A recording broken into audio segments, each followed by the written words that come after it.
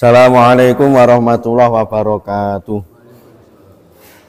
Ila hadratin Nabil Mustafa Sayyidina Maulana Muhammad sallallahu alaihi wasallam wa ila hadrati Asy-Syaikh Ibnu Hajar Al-Asqalani wa Syekh Nawam bin Umar Bantani wa jami iman sabaqona fi hadzal masjid Masjidul Hikmah wa Fatihatul Qoryah Al-Fatihah. A'udzu billahi minasyaitonir rajim. Bismillahirrahmanirrahim. Alhamdulillahirabbil alamin.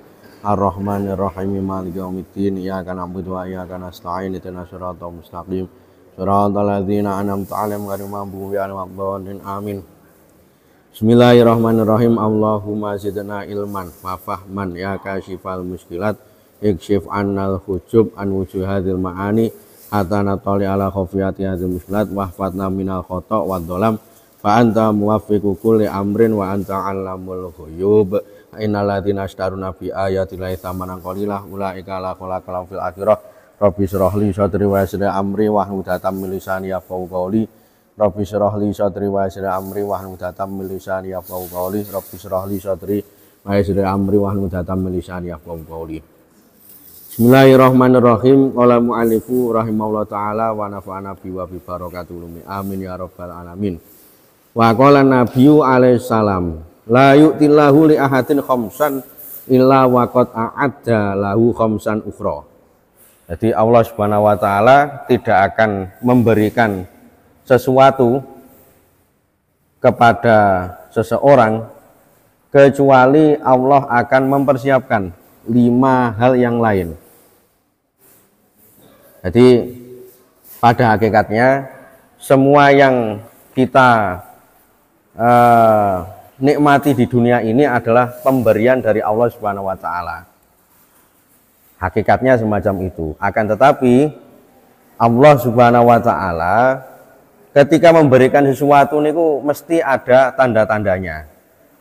Nah, ini kalau dalam pelajaran akidah Ahlussunnah wal Jamaah ini dicontohkan kalau orang niku pingin kaya, ya Allah itu biasanya menghendaki orang-orang itu jadi kaya ketika orang itu mau bekerja. Sebagaimana Allah Subhanahu wa taala akan menghendaki orang-orang yang atau orang-orang itu menjadi pintar kalau orang-orang itu mau belajar. Ini dikatakan la yu'tihi asyukra illa waqad a'adda lahu ziyadata. Jadi Allah Subhanahu wa taala tidak akan memberikan seorang untuk bersyukur kecuali atau melainkan Allah akan menambahkan nikmat pada orang yang mau bersyukur. Jadi tondo-tondone tiang niku nikmatnya itu bertambah. Itu kalau dia setiap kali diberikan nikmat dia itu mau bersyukur. Bersyukur niku napa? Bersyukur niku nggih cara bahasa Indonesiane nggih mengucapkan terima kasih. Jadi muni matur suwun lah niku bersyukur. Minimal bersyukur niku muni cara ngomong penake niku Pak matur suwun atau mengucapkan alhamdulillah. Sebagaimana dikatakan bahwasanya ada musyukri nikmat dalilun ala danaati nafsi. Jadi orang itu kalau tidak tahu berterima kasih, kalau orang itu kalau tidak mau bersyukur, berarti menunjukkan kalau dia itu rendah. Nah, logikanya bagaimana? Ya logikanya gampil-gampil mawon, Pak. Panjenengan ini nyuwun tulung kalih kanca napa kalih tangga. Terus panjenengan ini ketika sesudah ditolong kok langsung ngalih, mboten muni matur nuwun. Lah sing nulung niki ya mesti grendel. Sesuk dijaluki tulung meneh ya pikir-pikir, Pak. Karena apa? Karena yang menolong bisa jadi punya pemahaman wah iki sing ditulung ini tidak tahu diri. Nah, itu dalam hal kecil.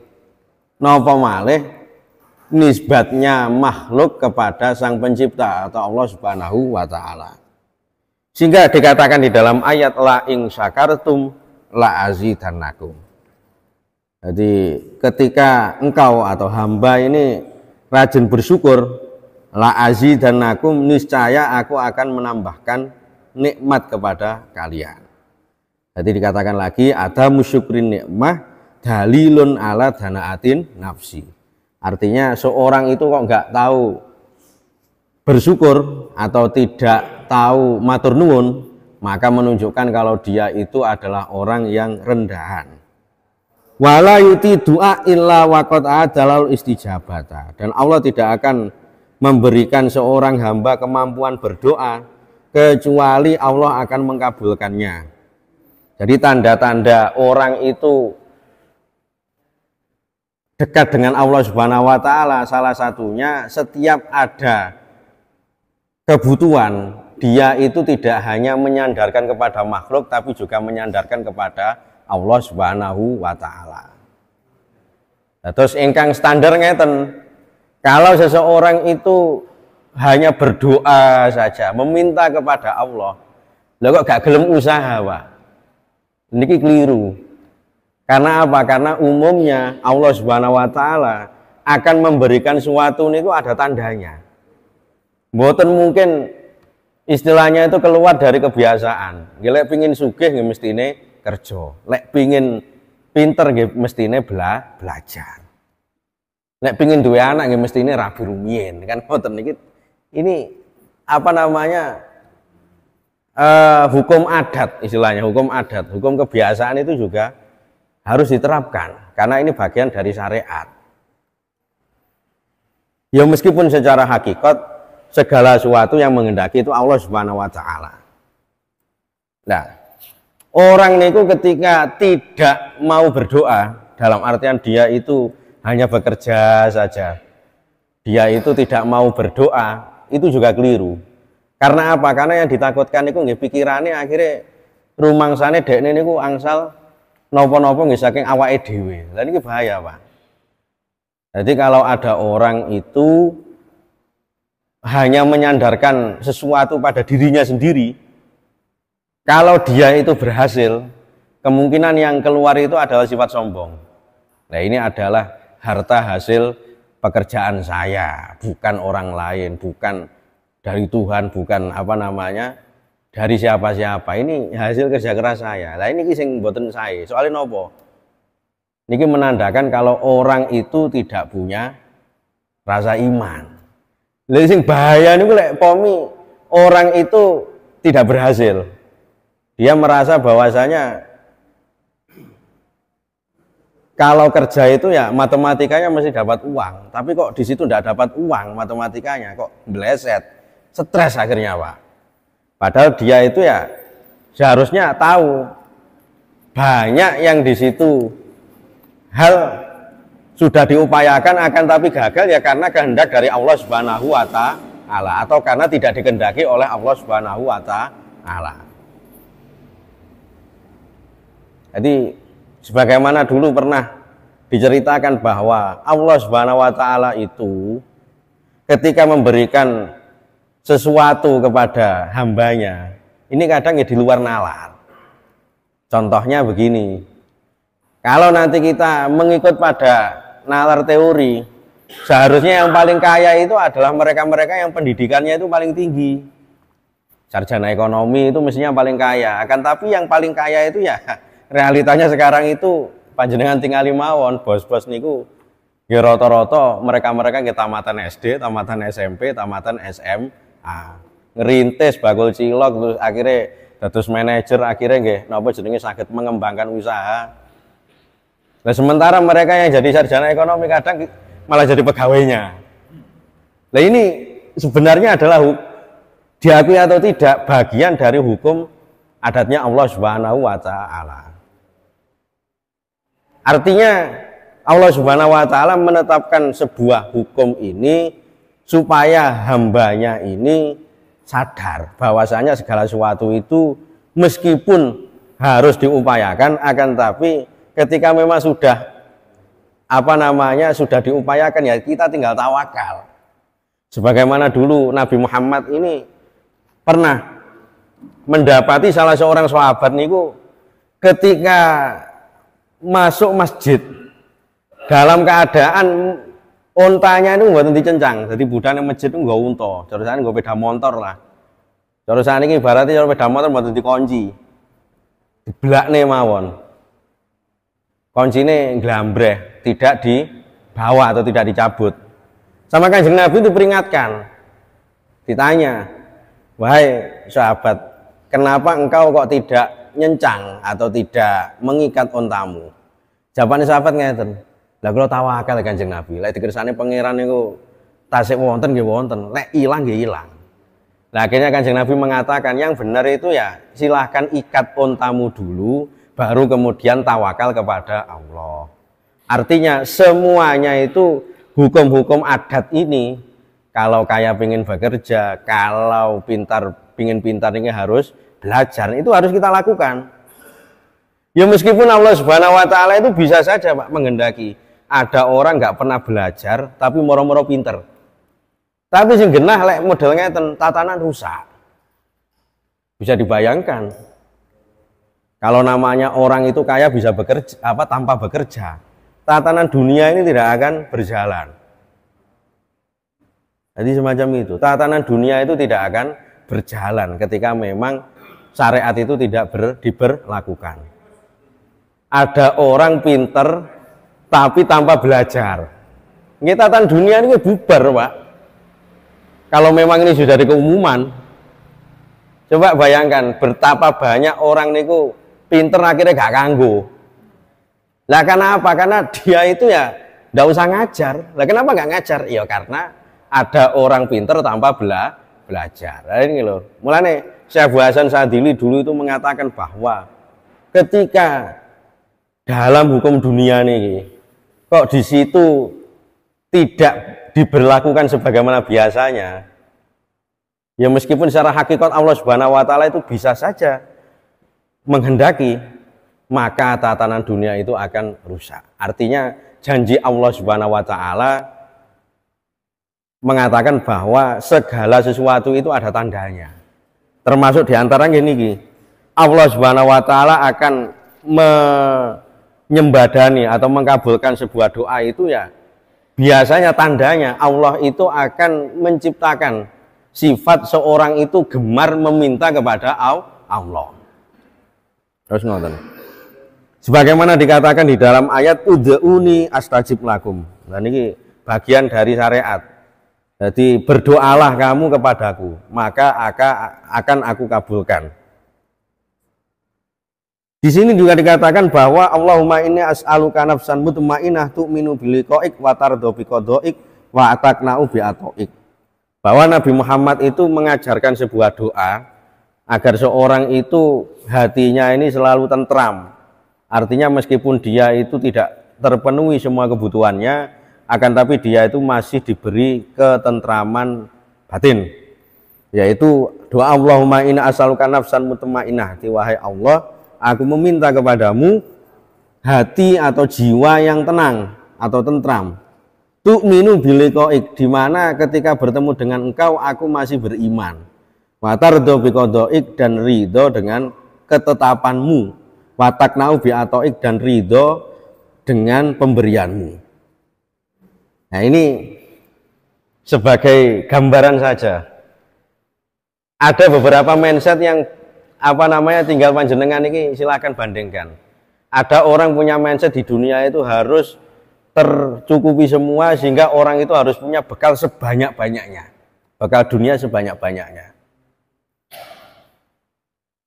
sehingga orang itu bekerja siang malam sampai sikil dados ndas dadi sikil.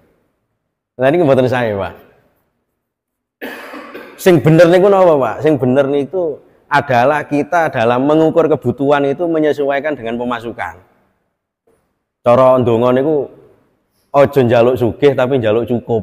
Lah tiyang sepuh niku ngarani aja njaluk sugih tapi njaluk cukup. Karena ketika orang itu meminta kecukupan, apa yang di situ menjadi kebutuhan yang bernilai kebaikan. Karena tidak semua kebutuhan itu bernilai kebaikan loh, Pak ya. Apalagi kalau ngukur kesenangan, wah repot nih. Bisa-bisa orang itu ya butuh yang namanya setiap hari harus jalan-jalan, setiap hari harus begini begitu. Ya tidak ada habisnya, Pak. Kebutuhan itu sebenarnya yang paling inti ini cuma 3 dalam syariat ini. Kenapa? Kebutuhan makanan, kebutuhan rumah dan kebutuhan pakaian itu saja. Makanan itu mawon mboten aneh-aneh, Pak. Sing penting kenging damel nyambung hidup nyawa.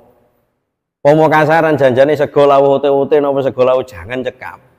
Tapi kadang nafsu yang di situ kita ini menstandarkan kebutuhan itu harus tinggi. Lah niki bahwa yang paling penting itu adalah semoga kita mendapatkan kecukupan, bukan kekayaan yang berlebih. Terus ngoten. Wala yutil istighfaro illa waqad a'adda lahu ghufrana. Jadi Allah Subhanahu wa taala tidak akan memberikan ampunan melainkan akan menyiapkan hambanya untuk meminta ampun. Artinya tanda seorang hamba ini diampuni dosanya kalau hamba itu hatinya tergerak untuk beristighfar atau meminta ampunan. Jadi kadang wonten tiang niku macam-macam, Pak. Ada orang di situ ngelakoni dosa terus. Akan tapi di setiap ngelakoni dosa niku dekne niki nggih punya hati kecil. Wah, iki sing tak lakoni iki yo salah jan-jan iki.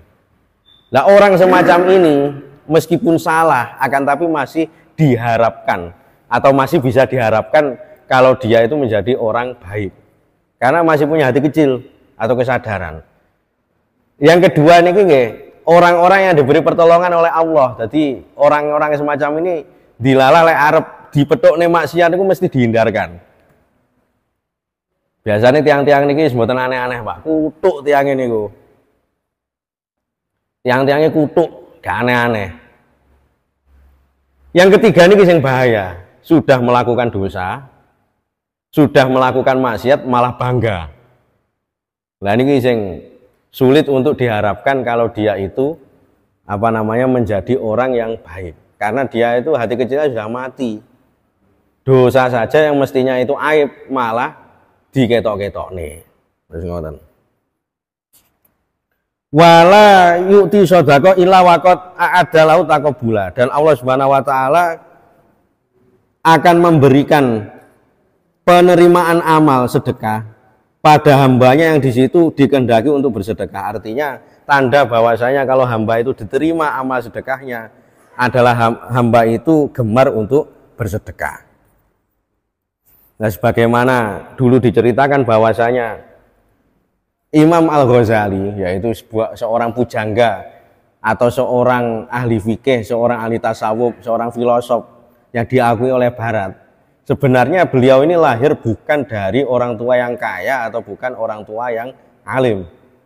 Akan tapi orang tuanya itu meskipun profesinya itu hanya biasa-biasa saja, ada yang mengatakan di situ, orang tua Imam Ghazali ini cuma pemintal benang. Penghasilannya juga pas-pasan. Tapi orang tua Imam Ghazali itu punya prinsip bahwasanya saya ketika punya penghasilan ini ada hak sedikit yang harus saya berikan kepada orang lain, dan ada hak yang harus saya berikan kepada keluarga, dan ada hak yang di situ saya berikan untuk modal besok. Jadi amaliyah ini dilampahi. Jadi ketika punya penghasilan itu dibagi tiga, cukup ra cukup dibagi tiga, damel keluargane, damel sedekah sedikit, damel modal besok.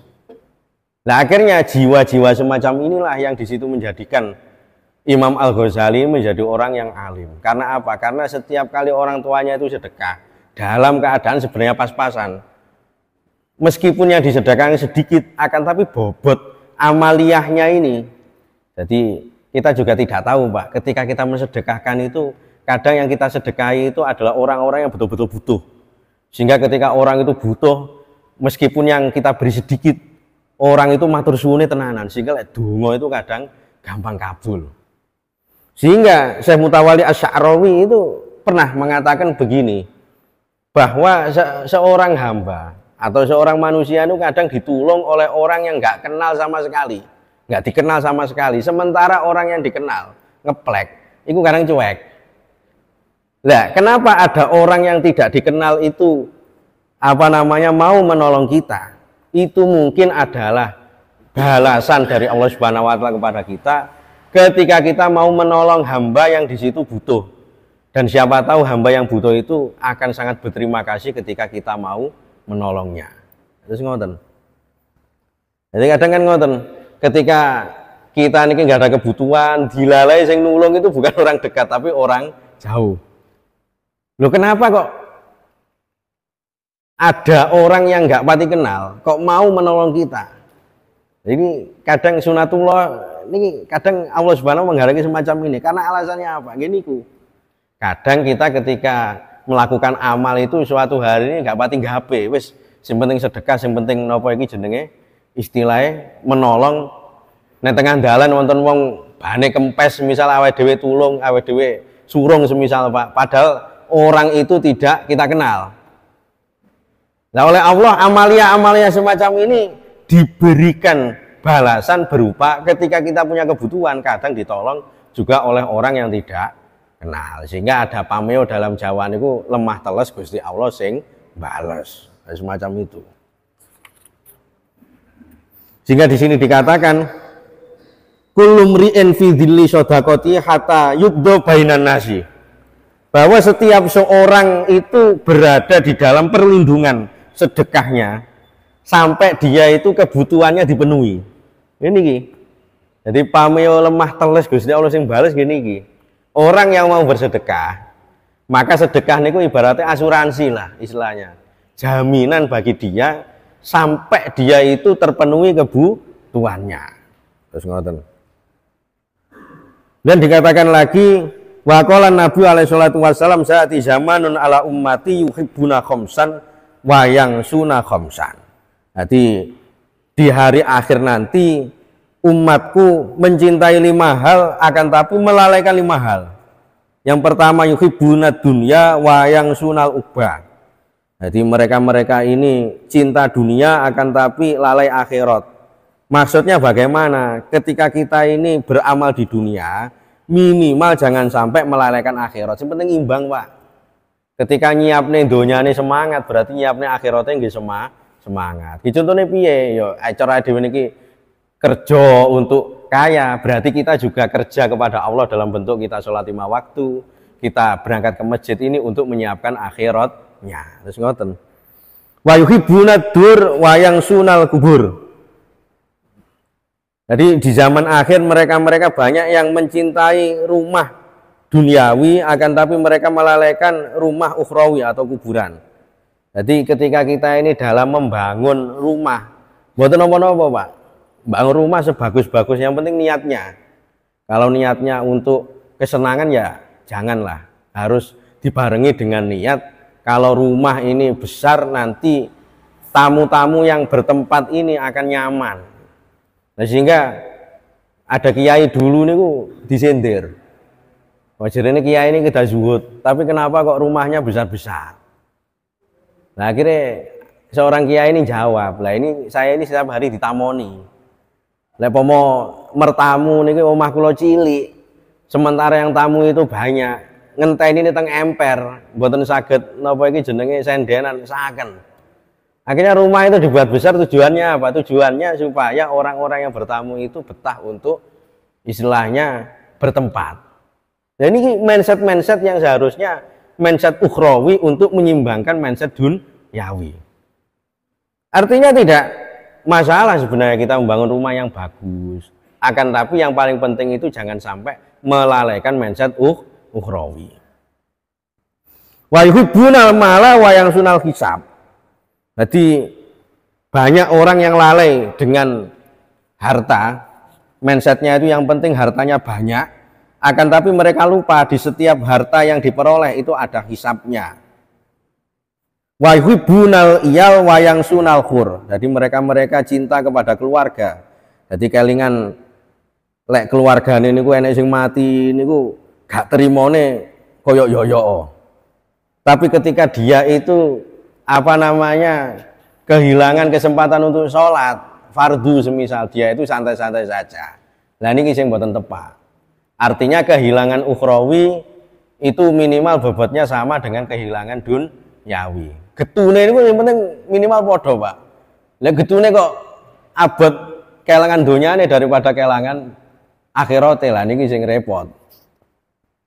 Wa yuhibbuna nafsa wayang sunallah. Jadi mereka orientasinya hanya mengikuti keinginan pribadi, akan tapi melalaikan perintah dari Allah. Jadi hum minni baroun wa ana minhum bariun. Jadi ketika seorang itu sudah melebihkan porsi duniawinya, tidak ingat sama sekali pada ukhrawinya, maka janji Rasul bahwa saya akan bebas dari mereka, artinya tidak saya urusi, dan mereka juga tidak akan mendapati saya. Jadi intinya bahwasanya kalau kita itu ingin diingat oleh Allah sama Rasulnya, ya kita harus mengingat Allah dan Rasulnya. Ya minimal ngeten Pak, minimal ngeten. Ketika orang itu masih mau bekerja untuk menghasilkan kekayaan untuk mencukupi, masih mau berangkat ke masjid untuk sholat, minimal mindsetnya sudah imbang. Nah sing repot niku wis gak tahu sholat, balas, tapi lek golek donya niku sikil dadi ndas dadi sikil. Lah niki sing repot.